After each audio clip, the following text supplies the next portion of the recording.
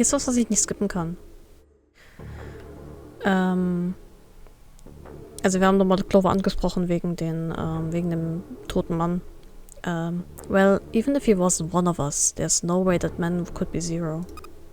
Don't you get it? The letters that spell zero on the TV screen. The captain's clothes that he got on. And of course a bracelet with a zero on it. It's too obvious. Look, this is zero right here. This dead body is zero. Doesn't that seem kind of funny to you? You're right.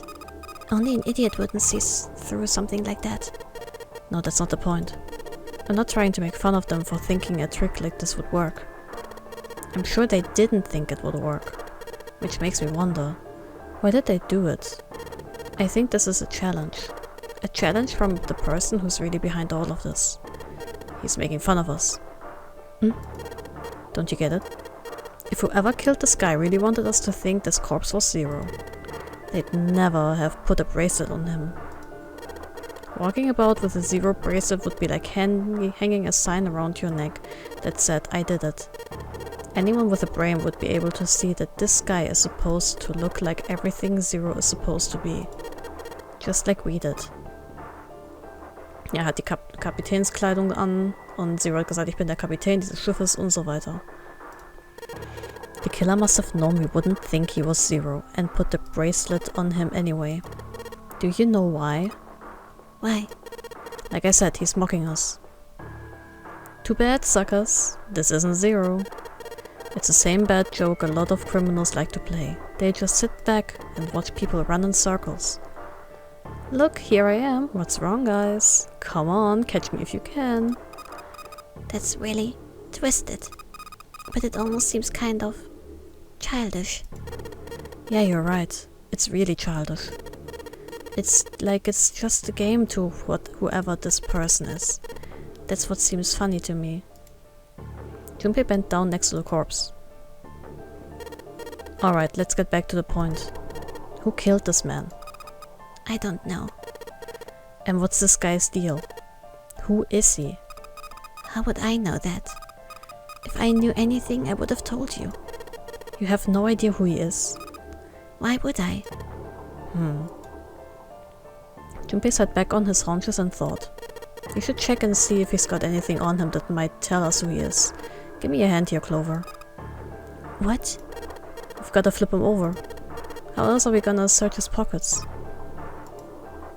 Clover didn't move. Junpei had no choice but to move the body on his own. He grabbed hold of an area not completely covered in blood and shoved. It took a moment, but eventually Junpei felt the man's bulk begin to shift. But just as it did, something fell from the man's left wrist. The bracelet with Zero on the face. Lastly, let us discuss how to remove the bracelets. There are only two ways to do so. 1. You escape from the ship. 2. Your heart rate reaches 0. In other words, once the bracelet is taken outside the confines of the ship or detects that its wearer's heartbeat has fallen to 0, it will shut down automatically. Junpei stared at the bracelet. This man. He's dead, isn't he? Huh? No, it's just... I guess I didn't really think about it until right now. If his bracelet is off, that means he's dead. Well, it's pretty obvious that he's dead. You don't really need to look at his bracelet to figure out that he's dead. Yeah, I guess you're right. It is pretty obvious.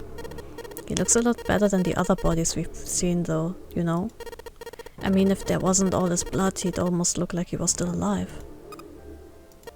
I mean, I know it's kind of a messed up thing to say, but he kinda has it better, you know? Dying from a bomb going off inside you. I mean, that's just... Some of Snake's bones went right through his skin. I think the explosion must have thrown him against the wall or something. There was a broken bone just sticking out of his left arm. Suddenly Junpei realized what he was saying. How could he have been so cruel? He clapped his hands over his mouth. But it was already too late. He turned to look at Clover. She was glaring at him furiously. What did you just say? Her words sounded cold. He knew an apology could hardly atone for what he'd done, but he tried anyway. Oh man, I am so sorry. I shouldn't have said that. I really don't know what I was thinking. I mean... No, that's not what I'm talking about. What did you say about his arm? Arm? Yes, his left arm. Sein linker Arm ist eine Prothese. Da kann gar kein Knochen rausgucken. You said it, didn't you? Well, yeah, I did, but... I mean, didn't you see it too? Of course not. I could barely look at him. Clover took a quick, deep breath. Are you sure it was his left arm? Junpei thought back. Yeah, I'm pretty sure it was. Then he had the broken bone, right? What the hell are you getting at here? Just shut up and answer me. She shoved her face closer to his. He could see the fire in her eyes. Junpei winced and swallowed. Yeah, I did.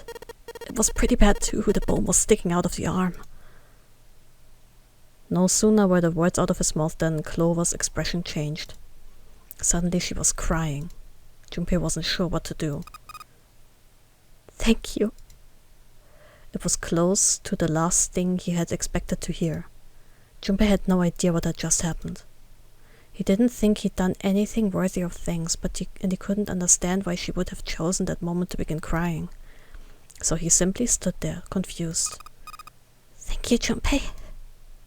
She thanked him again, and then something even stranger happened. Clover threw herself into Junpei's surprised arms. Hey, what's going on with you? I'm sorry, it's just... I'm so happy. Why? The body in the shower room. It isn't his. It isn't my brother. Huh? It's not Snake. Why on earth would you think that? Because his left arm is... She stopped herself. I'm sorry. I really shouldn't be talking about this. Junpei decided it would be prudent not to press her for any more information. If she did not wish to tell him, she certainly had a reason for doing so. Perhaps more importantly, however, if Clover was so certain that she was likely right, that meant that the body in the shower room wasn't Snake. It wasn't much, but that knowledge lifted some of the weight from Junpei's heart. He's still alive. I'm so happy. Tears shone in her eyes. Those tears melted Junpei's heart. As she cried, she had pushed herself up against his chest like a child. Junpei put his arms around her and held her tight. Junpei, you were right. Huh? No matter what happens, you can never lose hope. You have to remember what's most important, and that's to have faith and to have love. If you can remember all of those, that'll bring you good luck. Clover reached into her pocket and pulled something out. It was a laminated bookmark with a 4-leaf clover. I only made it here because you gave me this. I was suspicious of everybody and I was angry and miserable. But because I had this 4-leaf clover, because of what you said to me, Junpei hadn't thought his words would have had such an effect on her. Her words were making her feel a little awkward. Thank you so much, Junpei. She looked up at him. He scratched his nose and pretended to notice something interesting somewhere else in the room. If you really want to thank somebody, you should be thanking Santa. Santa? Why? Well, he was the one who gave me that thing. And the words for each leaf, I got that from him too.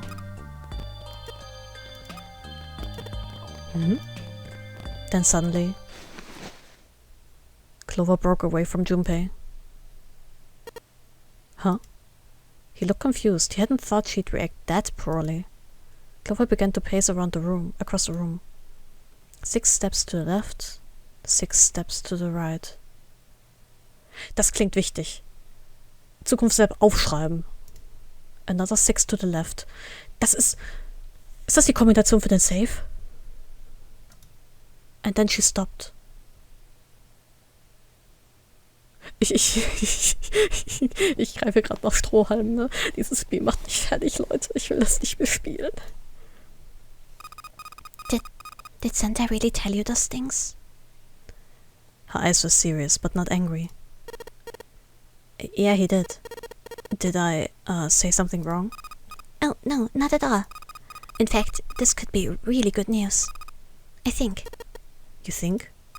Sid and you about the words and the clover. The only people who should know about that are the other subjects. The other people who were in the experiment 9 years ago with my brother and me. But he's blind. And I was part of the Nevada test group. So neither of us would be able to recognize the faces of the people who were on this boat. Whoa, time out. Dieser Pass klingt gerade super wichtig, ne? Junpei held up his hands. He took a deep breath and let it out. Let's just calm down for a second, okay? Start from the top. Don't start with the end and then jump to the middle. You gotta start at 1 and then move to 2, and 3 and 4 and so on. If you don't tell me stuff in the right order, I'm never gonna be able to figure it out. Clover nodded. Alright, let's start with this experiment. What happened on this boat 9 years ago? Do you know about morphogenetic fields? He did, and the realization sent chills down his Junpei's spine. Alright, how about this? Theory of the telepathic mechanism. Junpei recounted what Lotus had told him earlier. Clover nodded. Telepathy, huh? Well, it's not really it, but I suppose it's similar. So they were testing telepathy on this ship? Yeah, I guess so. So what exactly did they have you guys do? The same thing that we're doing now. Exactly the same thing. What? The Nonary game. Nonary game. 9 people who were put on this boat and 9 others were put in the building in Nevada. And the game started. Junpei grabbed the sides of his head. Look, I'm sorry, but I don't get it. What do the Nonary game and some telepathy experiment have to do with each other? Clover bit her lip. She blinked back sudden tears. What had happened to her in Nevada? The ability to access the morphogenetic field is affected by a couple of things. The first is epiphany, and the other is danger. You know how sometimes when you're up against a really tough problem, and then the answer just kind of pops into your head? That's an epiphany. And what you learn from the epiphany can be transmitted with telepathy. When you add danger to that equation, then it gets easier to transmit that information over telepathy. So you're saying the Nonary game was supposed to introduce that element of danger? Yeah, but it couldn't be just any old danger. It had to be life and death. And someone did actually die. A girl. Junpei felt a sudden grip of despair on his heart. Something deep and distant and powerful squeezed, and for a moment he felt very, very empty and alone. She was on the boat with my brother. I was in Nevada, so I never met her, but I did hear her name. Her name was, Ace? The sound of the door opening was like a gunshot. Junpei spun around. Oh, my apologies.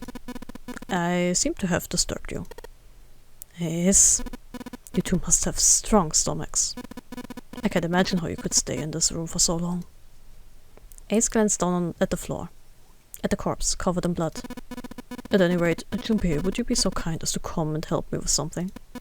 I'm having a little trouble, and I could really use your assistance. Come on, it'll only take a moment.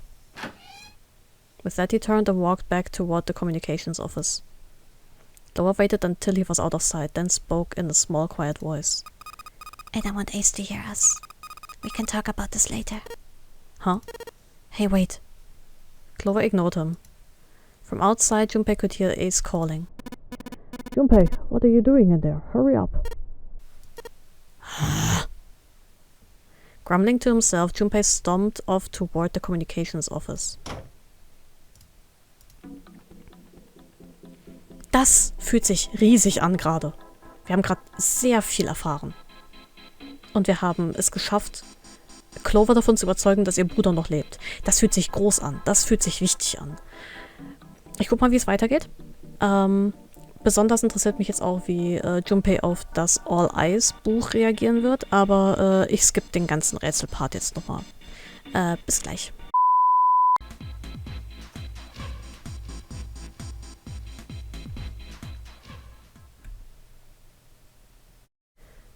Kommt zurück. All eyes. Alice. Did that mean... Junpei couldn't hold back. He had to know what was in that file. Each page was covered with strange characters. They looked like tiny drawings of birds, snakes, insects, horned animals, wings and even kneeling humans. Okay, jetzt kann ich skippen. Der Hell ist das...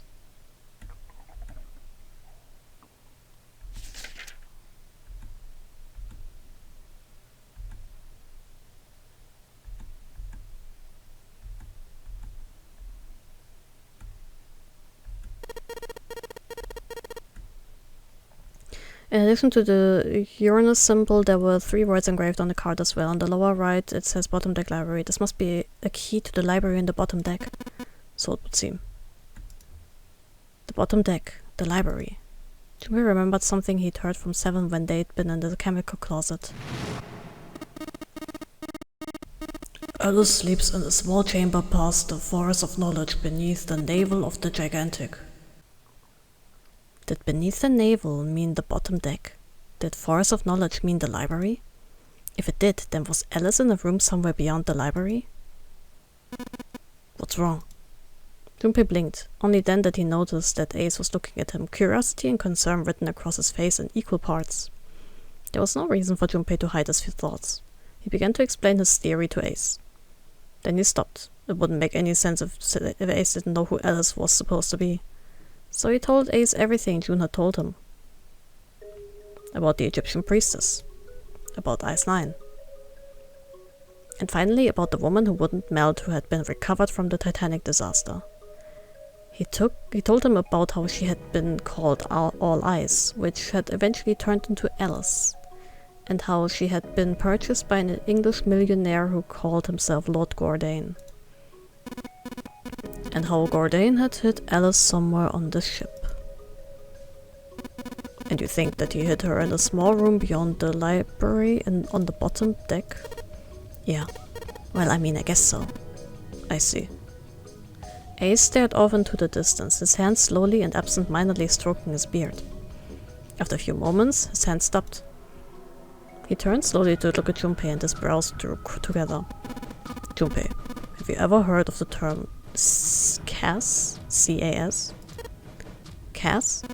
It stands for Cells Alive System. This is an advanced technology for freezing and preserving organic matter. Put simply, it is a technique that allows one to freeze things without the formation of ice crystals. Normally, if you freeze something fresh, water within its cells expands as it crystallizes, damaging the cell membrane. CAS, however, works differently. The object to be frozen is supercooled using magnetic fields, and then frozen instantly and uniformly, giving ice crystals no time to form. It was originally developed for the preservation of food, as an alternative to the normal freezing process. Now, however, there are rumors that it can be used for other things. What do you mean other things? Well, there are obvious medical uses, but perhaps also space travel. Space travel? Are you serious? Surely you've heard of suspended animation, cryogenic freezing? It's a fairly common idea in science fiction books and films. People are sometimes frozen for especially lengthy journeys through space. That was when Junpei understood what Ace was suggesting. Whoa, whoa, whoa, whoa, wait a minute there. Ace looked at him and raised an eyebrow. Are you saying that Alice was frozen using that CAS thing? Well, I'm sure the possibility is quite low, but it is a possibility. If the spatial ice you call Ice 9 does indeed exist, and if CAS was used to freeze her into that sort of ice instantaneously, you think she could be alive?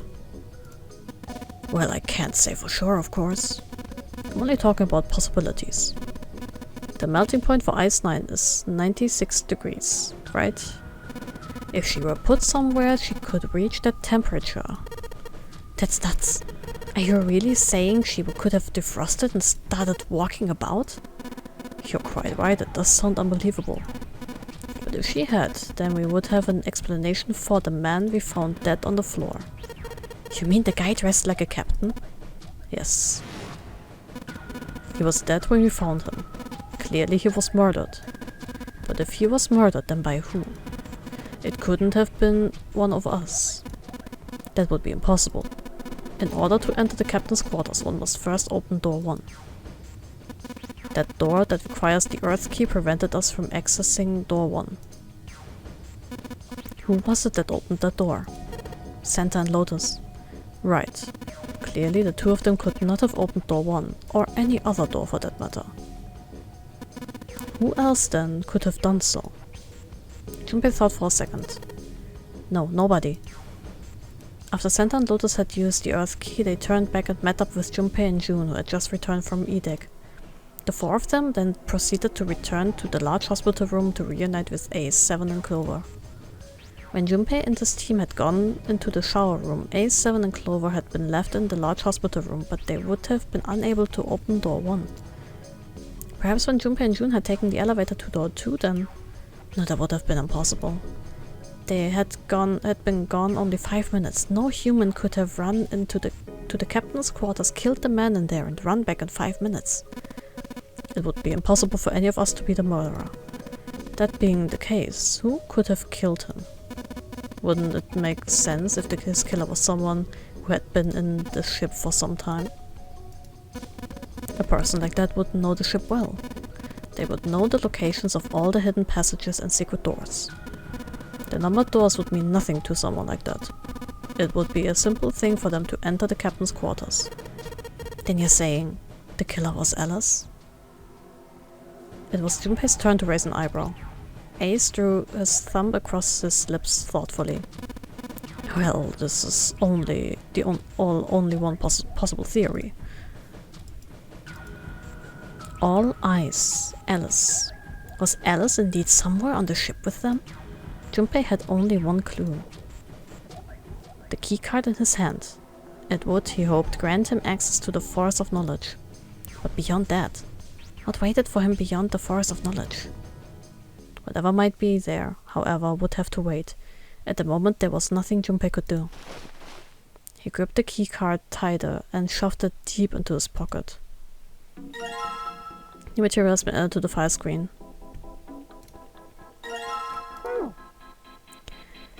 Das klingt groß. Ich glaube, das wird ein interessantes Ending. Mal sehen, mal sehen. Wir sehen uns gleich wieder.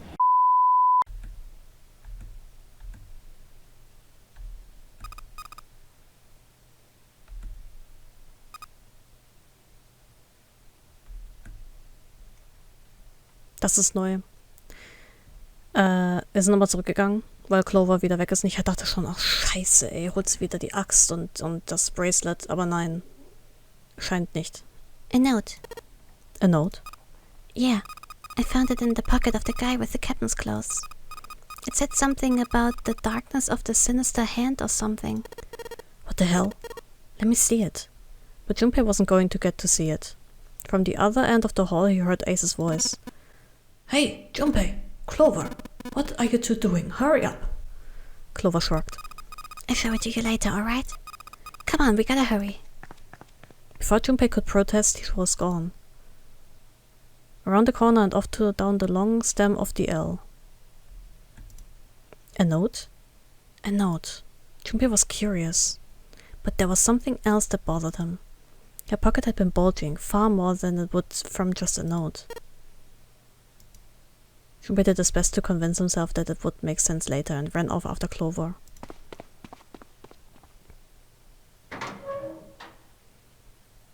Sie hat das Bracelet mitgenommen, aber ich glaube, sie hat die Axt nicht mitgenommen. Das könnte wichtig sein. Der Rest ist skippable. Bis gleich.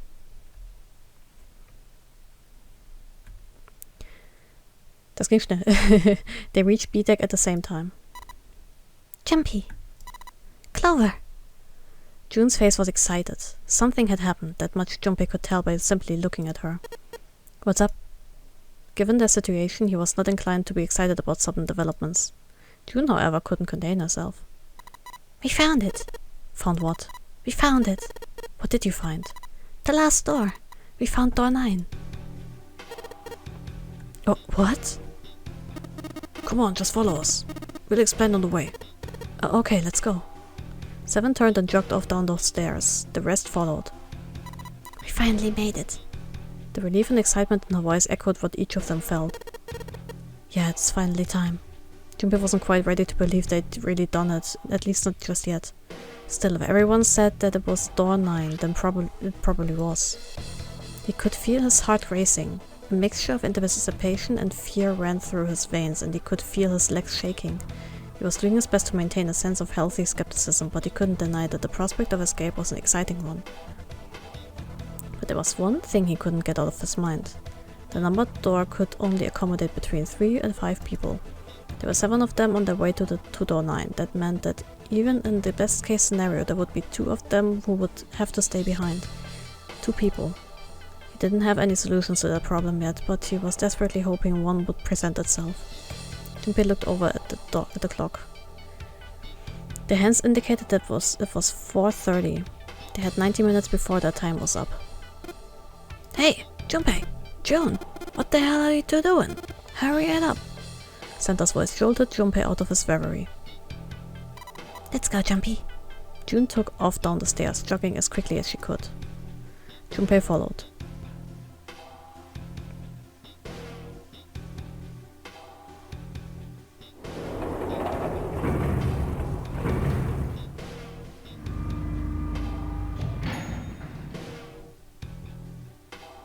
As a group, they piled onto the elevator and rode impatiently down to E-deck. It looked familiar. There was a metal grate between the 2 elevators. 7 grabbed hold of it and began to talk. I know I told you I'd explain it earlier, but honestly, there ain't much to explain. After I split off from you guys, the 4 of us got onto the elevator on the left, and that took us to the elevator side of the grate, to the other side of the grate. After that, they'd headed down another hallway. It took them toward the bow of the ship and eventually to the number 6 that Junpei and June had found earlier. With 4, they'd been able to open the door and keep going. As usual, they faced a locked door but had been forced to complete 2 different areas before they could unlock it. Once they were through that door, there was another hallway that went in the other direction toward the stern. So on your way, you found the elevator. That's right. So in other words, you kinda did a lap, huh? You came from that side to this side. Yeah. With that settled, Junpei looked around. So where's the number 9 door? Over here. Follow me. Ich bin gleich wieder da. Okay, with that settled, Junpei looked around. 7 began walking down the hallway that led toward the stern. Junpei and the others broke into a jog to keep up with him. They had been walking for a while. June in silence stepped with Junpei when she spoke. You know, it's because of Santa that we are all here right now. Huh? That all 7 of us are going to door 9. Hmm? You don't get it? Santa, 7 and Lotus. What's the digital root? 3 plus 7 plus 8 equals 18. 1 plus 8 equals 9. 9. It's 9. That's right. They could have just left me behind and kept going if they wanted to. But they didn't. Yes, because Santa wouldn't let them. He said, we can't leave June behind. That's why he went looking for you guys. Die Santa Redemption Arc. Ich wusste, dass sie irgendwann kommt. And then you got on the elevator and went back to the central staircase. That's right. Well, I wouldn't have called that one. That Santa would be the one to stick up for you, I mean. Junpei felt his eyebrows knit as he considered that. Oh, don't get me wrong. Perhaps June had sensed Junpei's concern. I don't mean that Santa and Lotus said the 7 and Lotus said they wanted to leave me behind. We were just talking about it and Santa objected to it first. Junpei was about to respond when 7 suddenly stopped. In front of them stood a door. So this is... Junpei couldn't see 7's face, but he could see him nod. There's no other place for us to go? Nope. Just look around. At the end of the hallway was a thick iron wall. To the left and right, other hallways led to the port and starboard sides of the ship, but they were both closed off by thick metal grates. It looked as though 7 was right. The door in front of them was their only choice. Alright, let's get moving. He pulled open the door and walked in. Kurz trinken.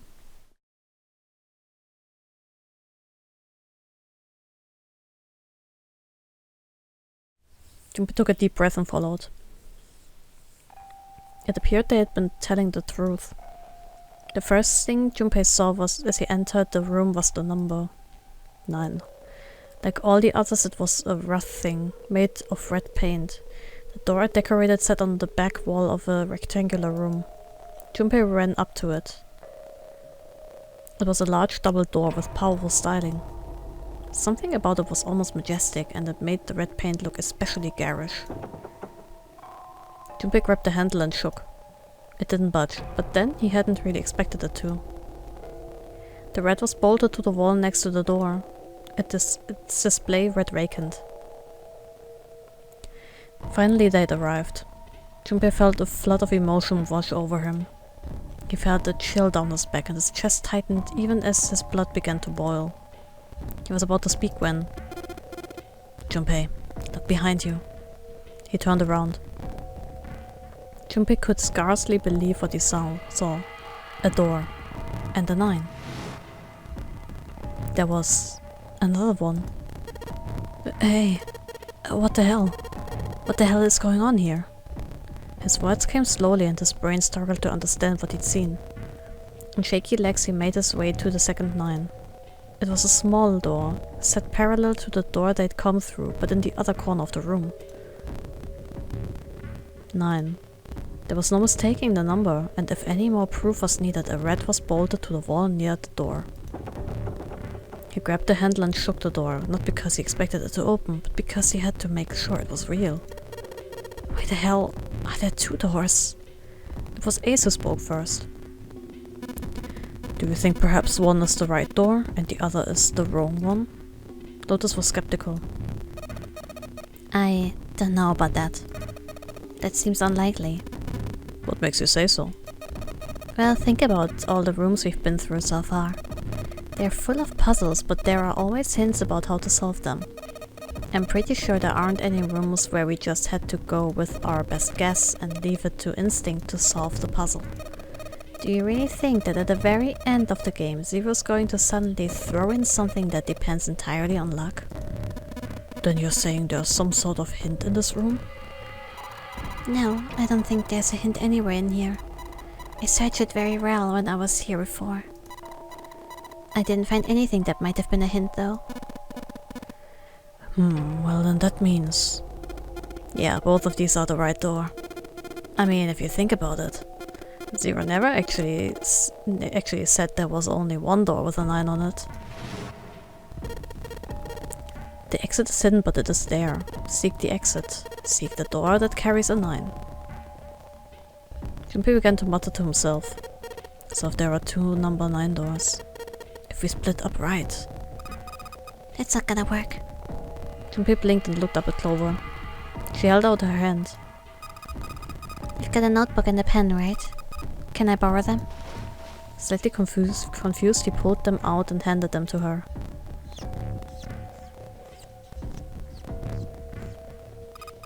Look at this.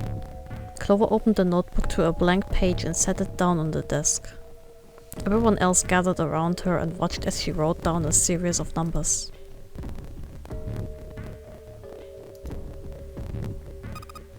You get it? The numbers on the top are all the combinations with digital roots of 9. The numbers on the bottom are the people who don't fit. There's only 8 possibilities if we split up into 2 groups of 3 or 4 people. So, if 3 people go through the door, then 4 are left behind. If 4 go through, then 3 are left behind. Right? Clover nodded, almost as if she were pleased with herself for solving a difficult math problem. The room went very quiet. Silence lay across everyone like a thick, heavy blanket. No one spoke. Their faces were blank. Desperate for something else to look at, Junpei turned his eyes to the room around him. As he did, he began to wonder. What was it? The walls were covered with candles. The very flame made the shadows of Junpei and his companions look as though they were dancing. 2 rows of wooden pews filled most of the room. Between them was a strip of rich red carpet. The carpet ran straight through the room, ending at the door that pointed to the stern of the boat. At the other end of the carpet, an altar? It was a recessed space set into the wall between the 2 other doors. Sitting on a raised section of the altar was a coffin. A coffin. A coffin. A coffin. No, it couldn't possibly be.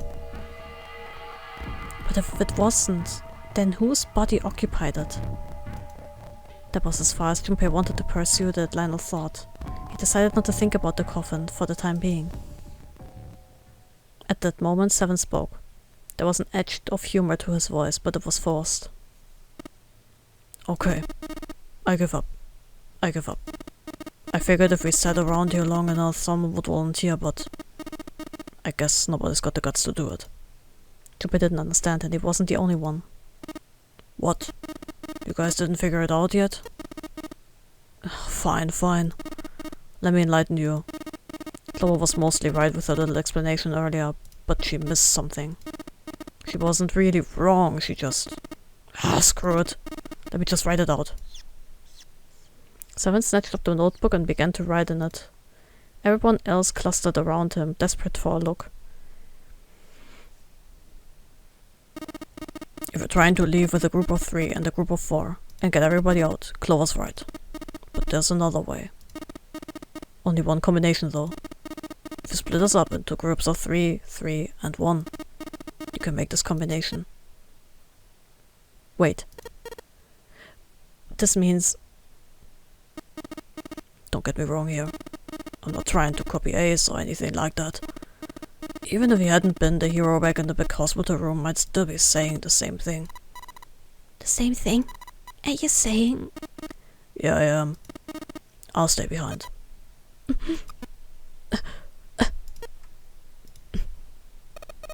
Why are you acting so heroic all of a sudden?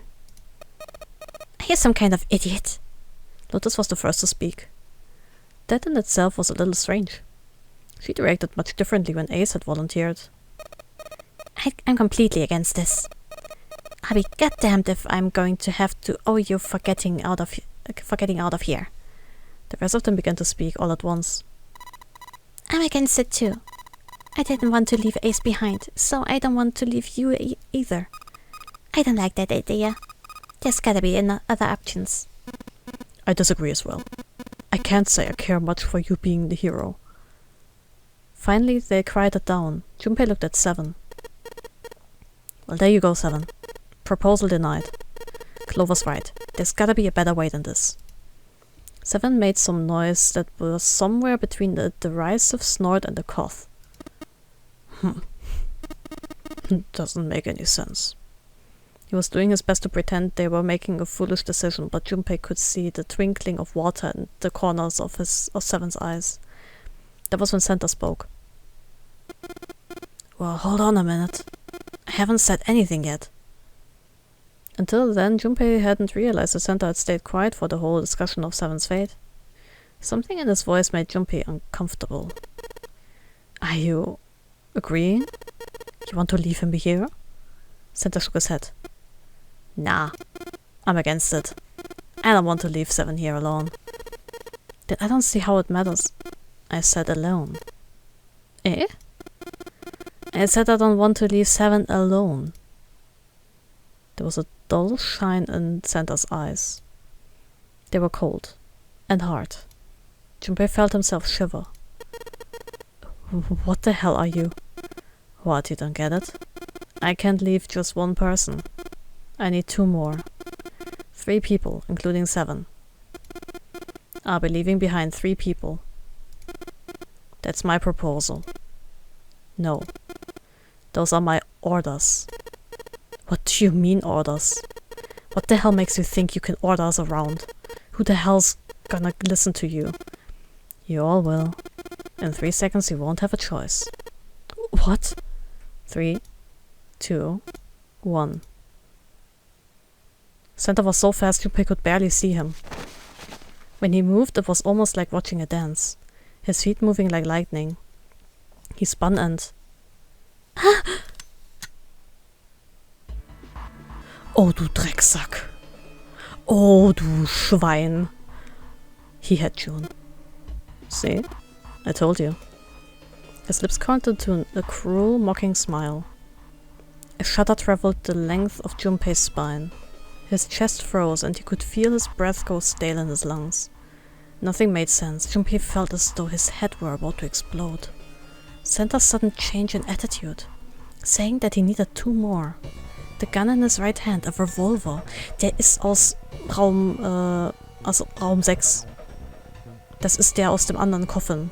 Er hat ihn mitgehen lassen. Ich wusste es. Tschechows Gun kommt immer zurück. Santa had grabbed June from behind and pressed what Junpei's shaken brain identified as a revolver roughly against her temple. What was he doing with a gun? Where on earth had Santa possibly found a gun?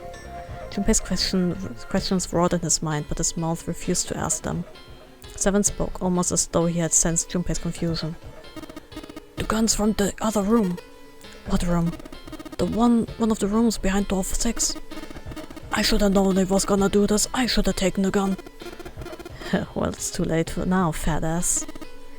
Damn it! A mixture of fury and frustration twisted Seven's face, and he glared at Santa. Santa, for his part, didn't do so much as flinch. The corner of his lip twitched into a slightly wider smile. Then the smile faded and began to move. He walked backward, dragging June with him. Before long, his back was resting against the door. On the wall next to him was the rat. He put his hand on the scanner panel quickly and then forced June to do the same. Now, time for you to start following my orders. Ace, Lotus, congratulations. I've chosen you to come with me. Put your hands on the rat. 3 plus 6 plus 1 plus 8 equals 18. That was what Santa had meant when he said he needed 2 more. Hey, you deaf? I gave you an order. Santa's eyes narrowed to slits. He glared at Ace and Lotus. They stayed, frozen, like deer caught in the headlights of an oncoming car. Right, fine. I didn't want to waste any bullets, but you guys just don't get it. No sooner were the words out of Santa's mouth than his hand twitched, and the gun roared. Pooh. A section of the floor exploded, scattering wooden splinters across the floor. A thin plume of smoke snaked out of the hole in the floor. There could be no doubt that the gun was real and worked. But why? Santa, why are you... Culver's voice spoke of betrayal and disbelief.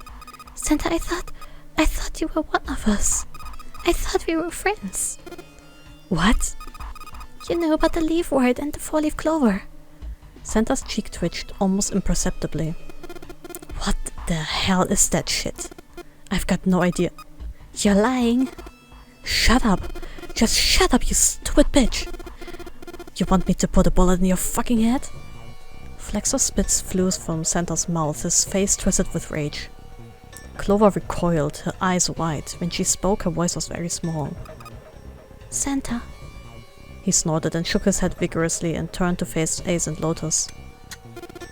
Alright, assholes, what are you still standing there for? Get over here and scan those bracelets. I don't have all day. Oh, what's the matter? Your hearing started to go? Going senile, maybe? Ace and Lotus still didn't move. It almost seemed as if they couldn't move. June's face was pale behind the Santa's arm. Her eyes were wild and her chest heaved with every quick breath like an animal cornered by a predator. Junpei's mind worked furiously. What were they going to do? Then he realized something. There was nothing they needed to do. There was nothing to debate. June's safety was the first priority. That much was obvious. Doing as Santa had commanded meant that she would be safe from at least 2 threats. She wouldn't be shot, and she would leave the ship alive, along with Santa, Ace, and Lotus. There was only one thing for Junpei to do. He turned to Ace and Lotus. Please, go. Huh? But... Junpei, what are you saying? If you stay here, you're gonna be stuck, Junpei. And so will Clover and Seven. I know. But you don't need to worry about us. We'll figure something out. Right, Seven? Right. You just leave it to us. It's gonna piss me off what Santa says, but... Don't worry about me either. There's still something I have to take care of. But... no, you can't. Ace, Lotus, don't do it. Don't worry about me, please. June was almost crying. Junpei walked around behind Ace and Lotus. Without a word, he laid a hand on each of their backs and gently pushed them forward. They almost stumbled, then righted themselves and took another step. And another. They turned around and Junpei nodded. Ace and Lotus turned around again and walked slowly toward the door where Santa was waiting for them. After what seemed like an eternity, they stopped in front of the door marked 9. Santa smiled. Alright, now let's get those hands on the scanner panel. What's the holdup? What, do you think I'm fucking around here? I don't give a shit about this girl. The rat doesn't need a person, you know. All I need is the bracelet. You get it?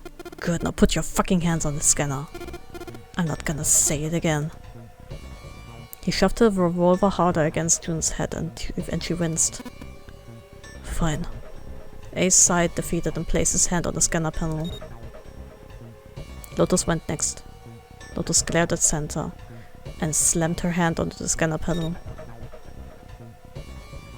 The 4th asterisk blinked on. Good job. Now Lotus, pull that lever. As soon as the door opens, you get your ass in there. Try anything stupid and you know what happens, right? Junpei could almost hear Lotus's teeth grind.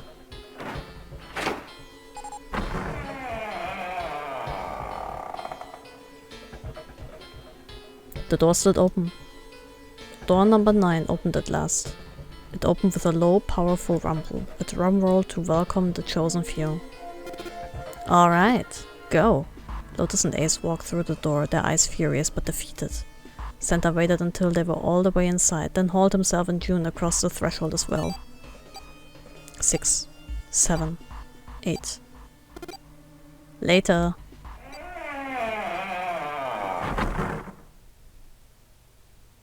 After exactly 9 seconds, the door swung shut.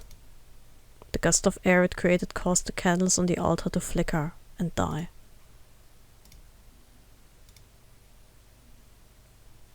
The room fell silent. Junpei, Clover, and Seven had been left behind.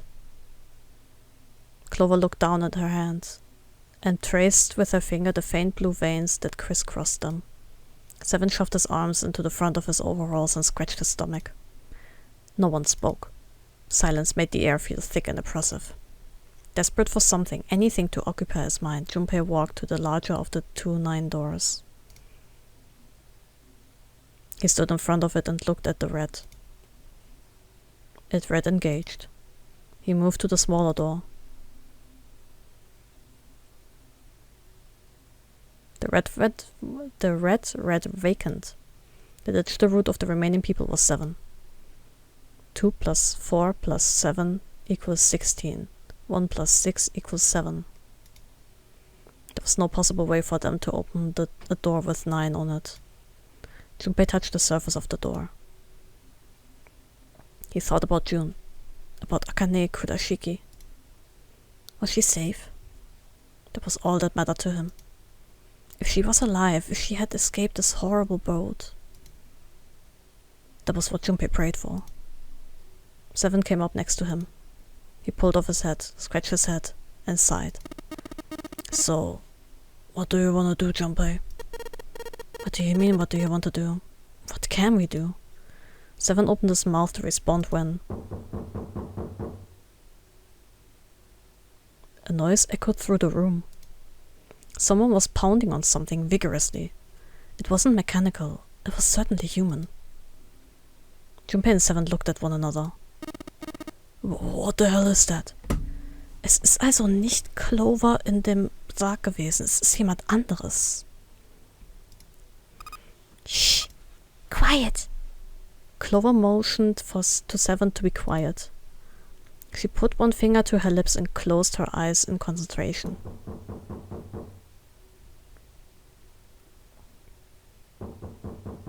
The three of them listened, trying to determine where the sound was coming from.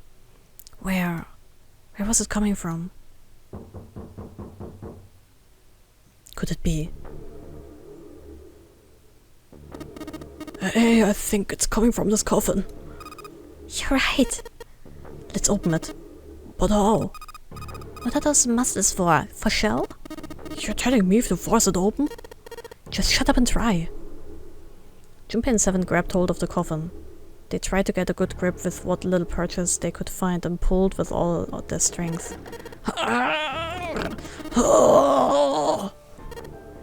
Damn it! Matter won't even budge. There was some sort of keypad attached to the coffin. Its purpose would not have been difficult to determine. Their eyes were almost immediately drawn to it. Not another one? Yeah, looks like it. Do you think we have to put in the right password or it won't open? I think so. The noise wasn't stopping. In fact, it was getting louder. They had no idea who was in the coffin, but they wanted out, and they wanted out now. They had no idea what they were supposed to do. Without a passcode, it didn't seem like there was a lot they could do. They couldn't even tell how many numbers the passcode needed to be. Isn't there a hint somewhere? Well, let's look for one. Unfortunately, there didn't seem to be anything near the coffin. Clover ran to examine the pews, and Seven investigated the desk, but they turned up nothing. The sound still wouldn't stop. It wasn't the noise that belonged in that room.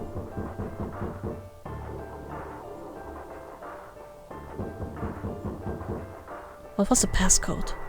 What was Junpei supposed to do? How was he supposed to figure it out? He needed something.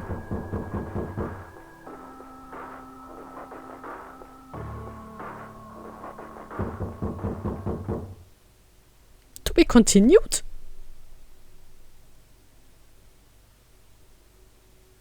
Was? Das ist ein Videospiel, du kannst mich nicht to be continuen.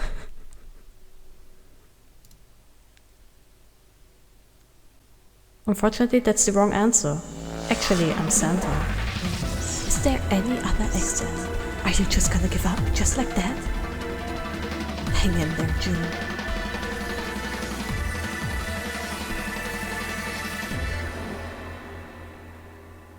Now it is time, let our game begin. Huh? Would you like to keep the information? Ja, ja bitte, ich hab grad Gänsehaut, ne? Was ist hier los?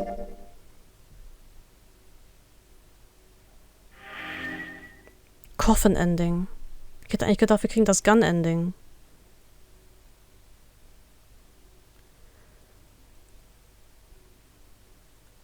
Okay. I see.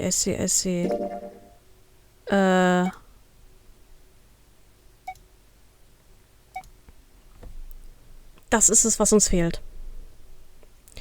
Das Passwort von diesem Coffin. Okay. Gehen wir das Ganze mal logisch durch. Wo zur Hölle könnte das sein?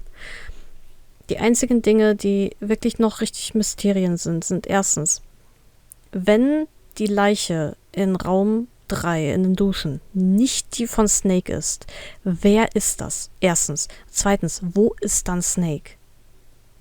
Könnte Snake vielleicht in diesem Sarg sein? Ich weiß es nicht. Das Ding spricht da drin auch gar nicht. Vielleicht kann man es auch gar nicht hören. Ich weiß es nicht. Das zweite Mysterium ist immer noch dieser Safe. Dieser Safe, für den wir keine Kombination haben. Aber, und das klingt jetzt total wahnsinnig, was ich hier sage, es ist so, ich weiß nicht. Okay, sorry, könnte es sein, Das ist so absurd, wenn ich das sage. Ich mache mir jetzt voll lächerlich, ne? Aber könnte es sein, dass die Anzahl von Schritten, die Clover hin und her gemacht hat, bedeuten, wo man den Save hindrehen muss? 6 nach links, 6 nach rechts, wieder 6 nach links oder sowas? Oder umgekehrt, ich weiß es nicht.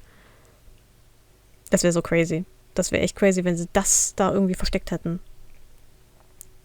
Alter. Nee. Nee. Nee, was ist denn das für ein Ending? To be continued. My ass. Ich nehme jetzt schon fast 3 Stunden auf. Es wird viel rausgeschnitten werden, das weiß ich. Das ist mir bewusst. Aber ich brauche eine Pause, ey. Das geht gar nicht. Ja, also das hat sich groß angefühlt. Also ich glaube, das ist der Pfad, den wir ganz am Ende gehen müssen. Tatsächlich. Aber ich denke, das ist actually, gibt es jetzt einen Unterschied zwischen was ist Preview?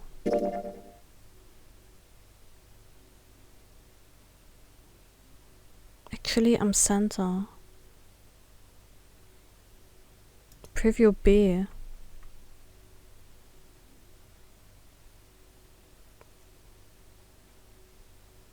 Sehr, sehr strange. Sehr, sehr strange alles. Ich bin mucho confusion. In dem Sinne, ich überlege mir was. Und dann schauen wir mal. Continue ist dann. Ich frag Alpi. Fuck. In dem Sinne. Ich denke mir was aus. Sage vielen Dank fürs Zusehen, fürs dabei sein. Und wir sehen uns dann hoffentlich in der nächsten Aufnahme wieder, wenn ich das Rätsel so langsam aufdrösel. Also wenn ich mich auf die Suche nach der Wahrheit begebe. For real this time. Ja, bis dahin, bis zum nächsten Mal. Ciao, ciao. Fuck.